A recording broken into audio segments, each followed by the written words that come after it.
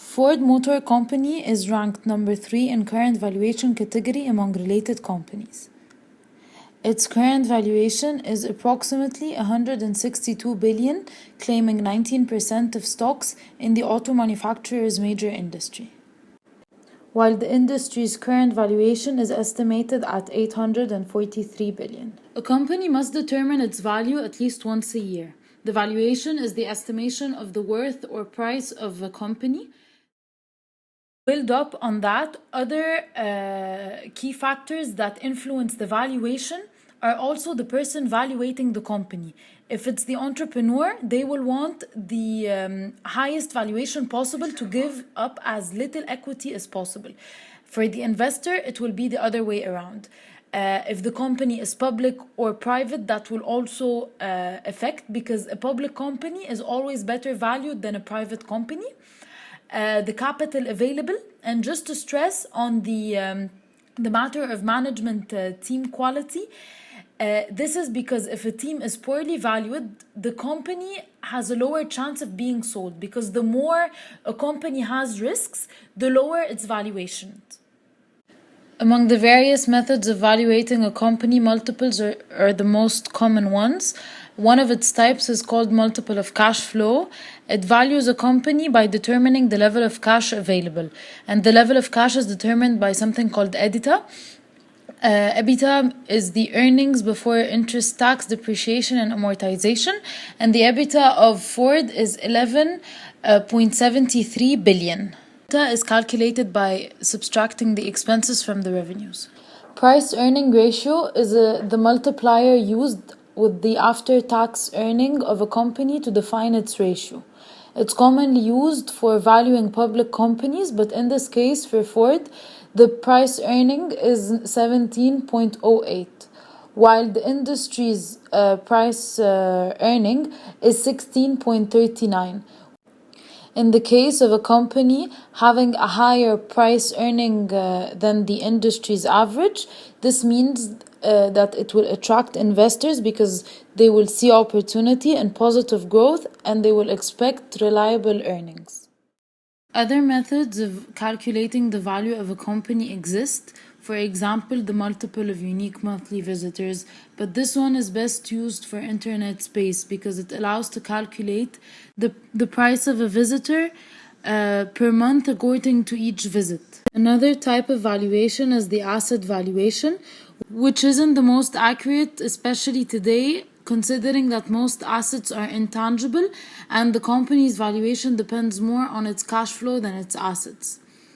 Finally, another important method of calculating a company's value is the free cash flow method.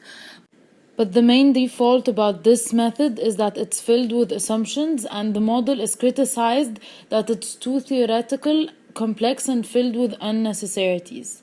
On another hand, this method is used to value startups with high risks. Overall, Ford's performance has been increasing since 2012. The company valued 136 billion in 2012. Its value in 2013 was 156 billion until it increased even more in 2014 to 162 billion. This is an extra added part to my midterm project. I will be presenting a few calculations that are done manually. First, I will start by presenting the formulas, then I will analyze their meaning. Assuming EBITDA is 11,320 million and the capital expenditures are 7,460 million, I will be calculating the free cash flow manually, and this is by subtracting the capital expenditures from the EBITDA. Now, after calculating the free cash flow, it is 3,860 million.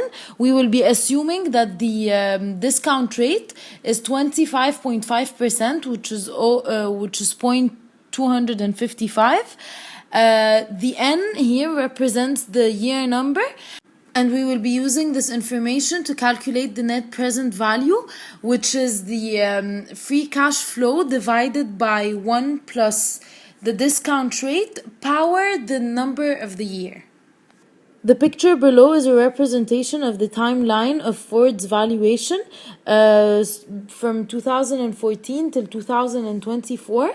And we can conclude that if Ford wants to sell their company, they shouldn't sell it at less than 17 billion and 370 million, because this is the valuation of the company from 2014 till 2024, which is an interval of 10 years. Now I will be comparing Ford to another company in the same industry, which is Tesla.